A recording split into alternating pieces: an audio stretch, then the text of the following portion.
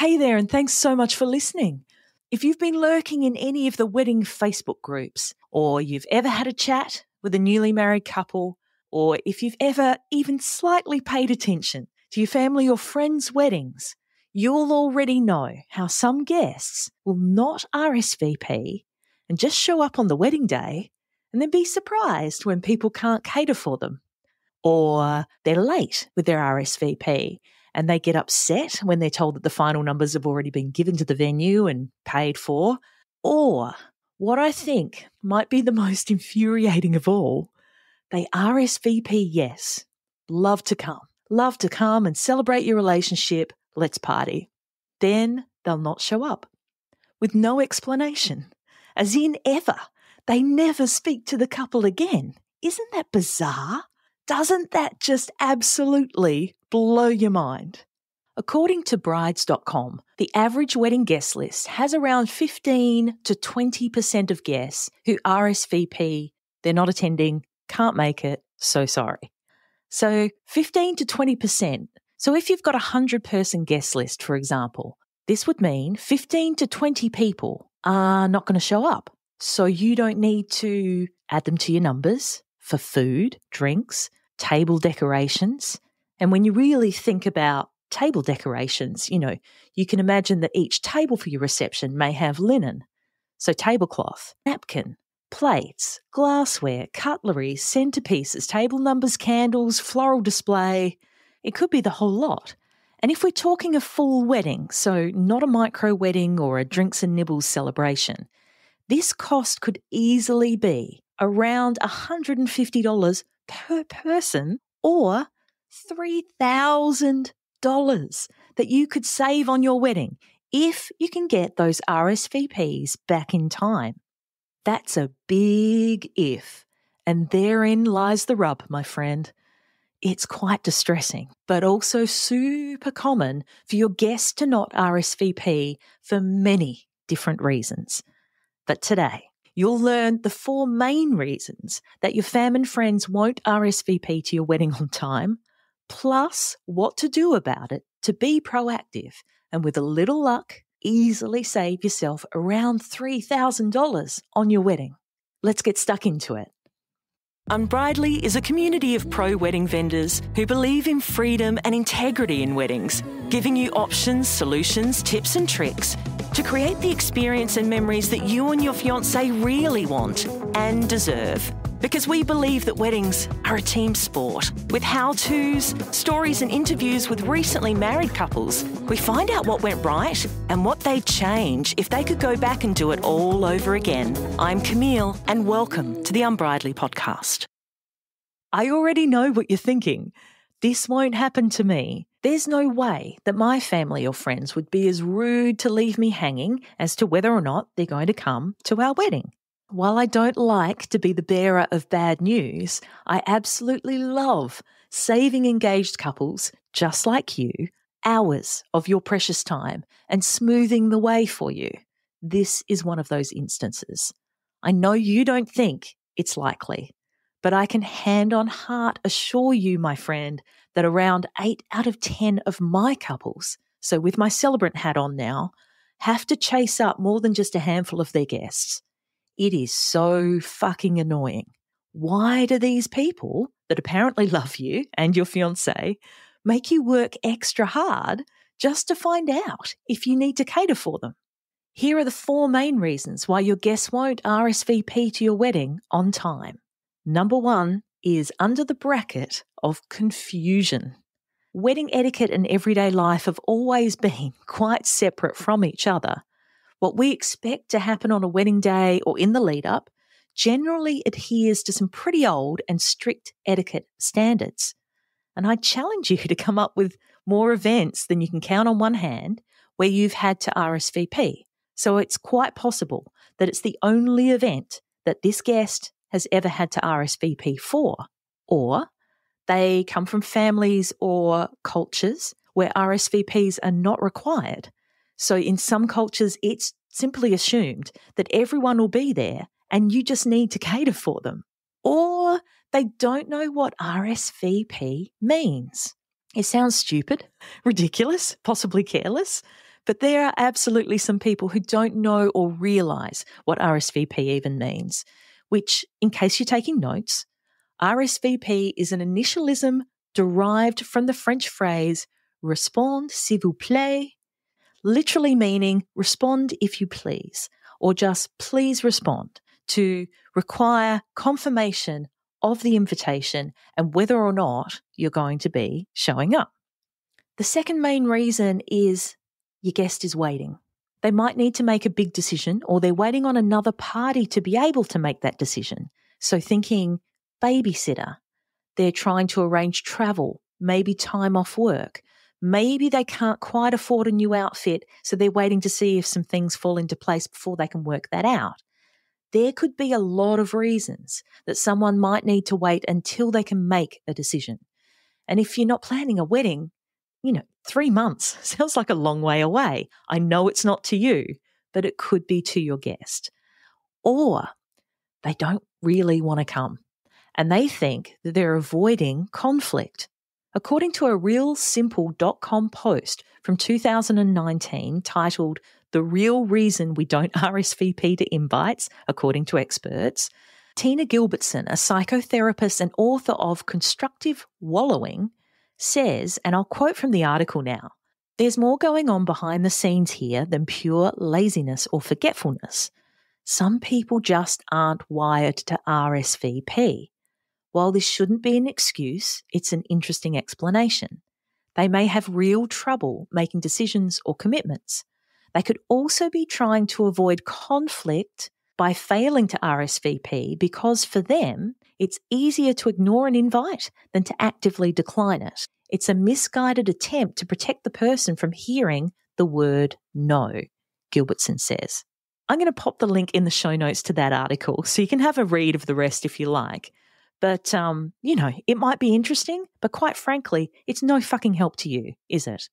Reason number 3 is they're busy. They've forgotten, they've gotten your invitation. It's either come through an evite or they've gotten it in the mail and they've forgotten. They've become distracted. Some guests may have other priorities, and I can pretty much guarantee there will be a few who clean forgot or didn't realise that they needed to tell you, as in their attendance should have been assumed, or they think they already responded, which could be the case with your more mature guests.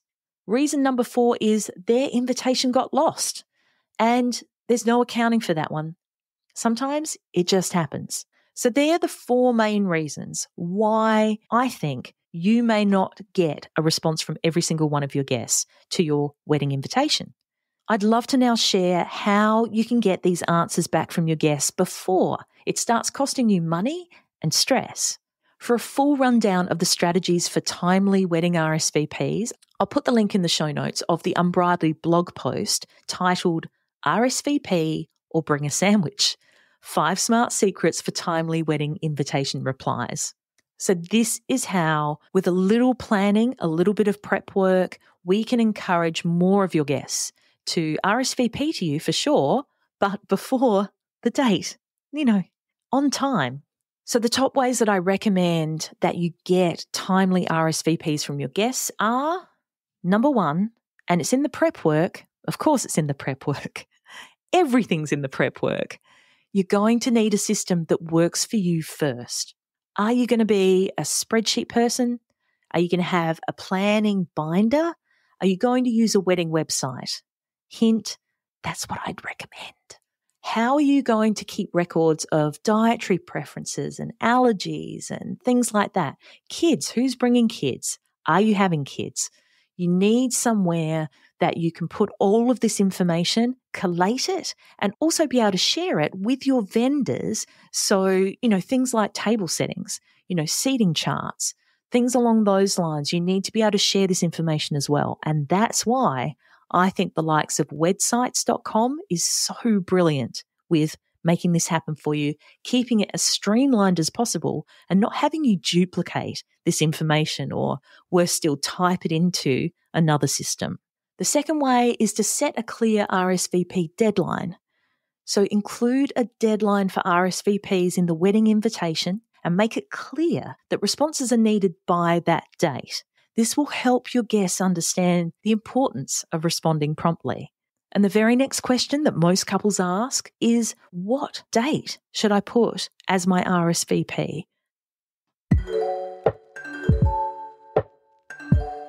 Let's face facts.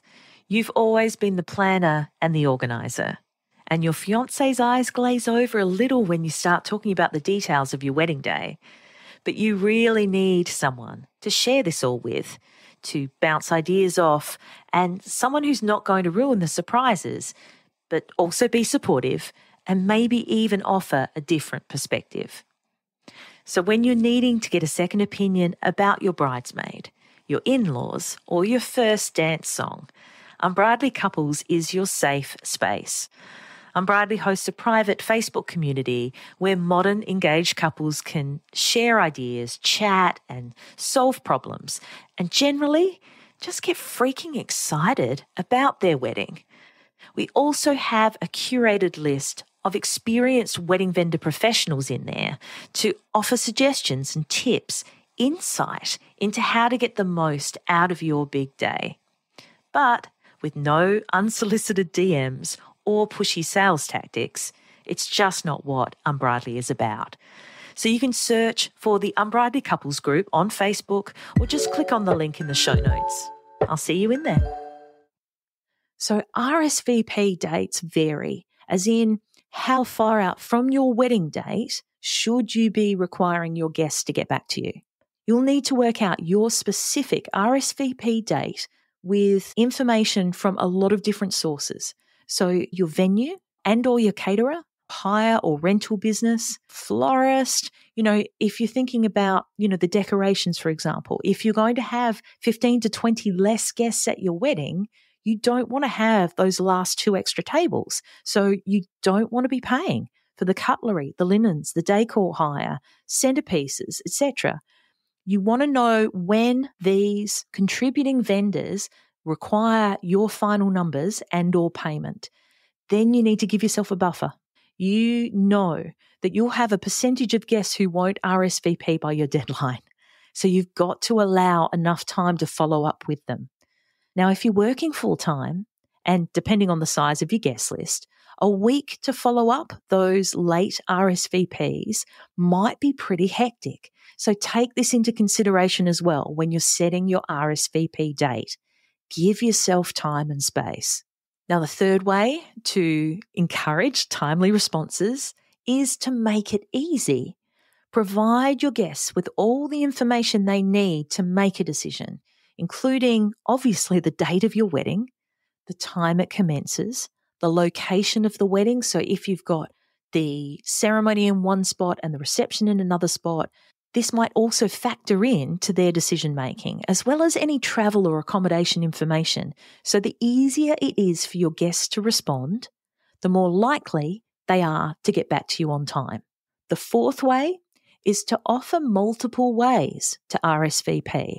So with several different ways, like an RSVP card with a stamped self-addressed envelope for them to mail back. That's a very simple way, and it's low tech as well. So perhaps for your more mature guests who might not be as tech savvy, that might be really smart for them. Some guests like to phone, have a conversation, so thrilled to come, can't wait, be there, bells on. Or email back, or even through a link to a wedding website.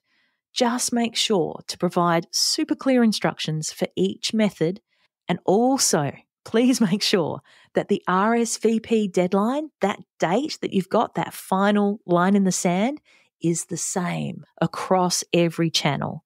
So it's the same if they mail in versus phone, email, through the wedding website. The fifth way we're going to get your guests to RSVP on time is to follow up with timely reminders.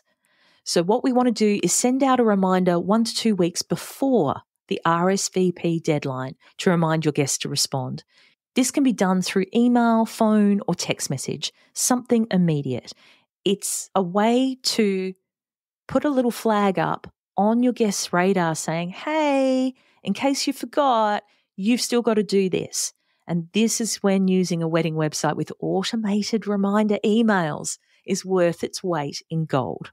So sending out a reminder 1 to 2 weeks before the RSVP deadline and another 2 days after the RSVP deadline.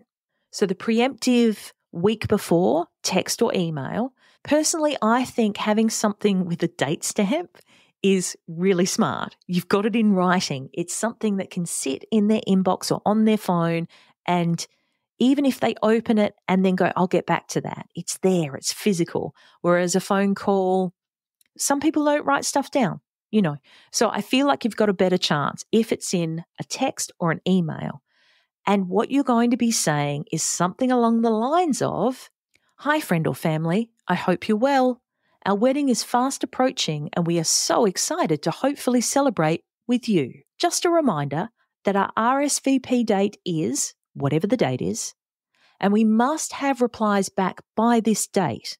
Unfortunately, if we do not receive a reply by this date, we will have to mark you down as not attending, as final numbers are being sent to our vendors, and we cannot change this once sent. We hope to hear back from you soon. Love, the soon-to-be-weds.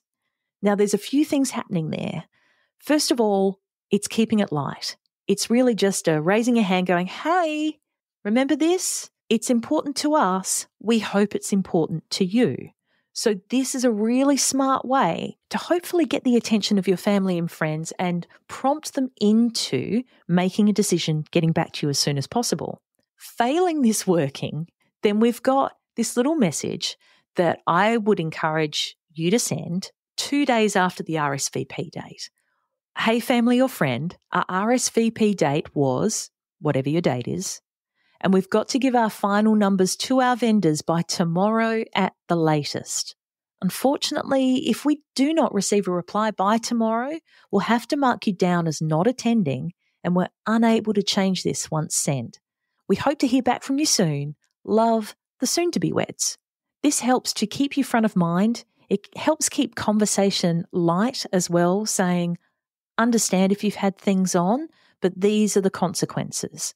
And the sixth way, which I'm a little bit curious about, personally, I don't know if I'd be able to do it. It depends on your sense of humour, but you could consider incentivizing your guests to RSVP on time. So way number 6 is bribing. No, it's not bribing them. It's incentives. It's considering incentivizing your guests. So it might be something like a discount on their hotel room or a special gift. So this can help encourage your guests to respond promptly and show them how their response is valued in real time, in real things. Depending on your sense of humour and personality, this can be on the if you don't RSVP, bring a sandwich and a chair vibe, or you'll be first in line for the buffet, or they might save on accommodation block discounts, or you could make a joke about sitting closest to the kids' table, or, if you don't RSVP on time, I'll ask you to do a speech, something along those lines. But I think it all depends on your relationship with that family member or friend as to how you might go about that, because bribing someone to respond, I don't know, is it worth it? Overall, what is super important is for you to be clear, to be organised and be proactive when it comes down to encouraging your family and friends to RSVP on time. And by following these steps, you can minimise the likelihood of overpaying for guests that won't be attending. And also you can skip the resentment that follows. Basically, spend more time and money enjoying yourself. So just to recap, the 4 reasons why your guest might not respond to your wedding invitation are: number 1, confusion; number 2, because they're waiting; number 3, because they're busy; or number 4, because the invitation never got to them in the first place. And the 6 ways that you can minimize the effects of these late RSVPs on your wedding plans are: number 1, finding a great system that saves you time and is going to be easy for you and the other people you book to work on your wedding. So thinking your caterers, your venue, perhaps your wedding stylist. Number 2, set a very clear RSVP deadline. Make sure it's the same across all channels. Number 3, make it as easy as possible for your guests to RSVP. Remove all the friction between making their decision and telling you about it. Number 4 is to offer multiple ways to RSVP, which can help with a generation gap or people who aren't particularly tech savvy. Number 5, follow up with reminders. So a week or 2 out and 2 days after your RSVP date.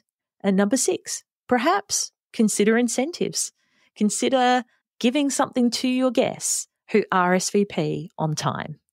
But then after that, when you've done everything you possibly can, here's the hardest bit. There is seriously going to be a few people who still haven't gotten back to you. And it is just a really horrible feeling right in the pit of your stomach when you think that someone loves and cares about you, and yet they just haven't taken a single moment to let you know about whether or not they're attending your wedding. It can really be a bit soul-crushing depending on your relationship with that person, and it can make you really angry. And if I could give one last bit of advice, it is seriously to let it go. You've done everything humanly possible to make it easy for your guest, but you can't let it get to you. Move on to thinking and focusing on bigger and more important and more fun things, like your honeymoon, for example. I really hope this helps you and your process of sending out invitations and getting your RSVPs back. I'd love to hear your experience and how you went about it, the little bumps in the road and what you did to navigate those. And I'll chat with you next week. That about wraps it up for this episode of the Unbridely Podcast. For the links and resources we mentioned, please head to the show notes. And if you love the show, please review and subscribe on the podcast platform you're on now so you don't miss out on a single episode. Thanks so much for listening. And remember, weddings are a team sport. Catch you soon.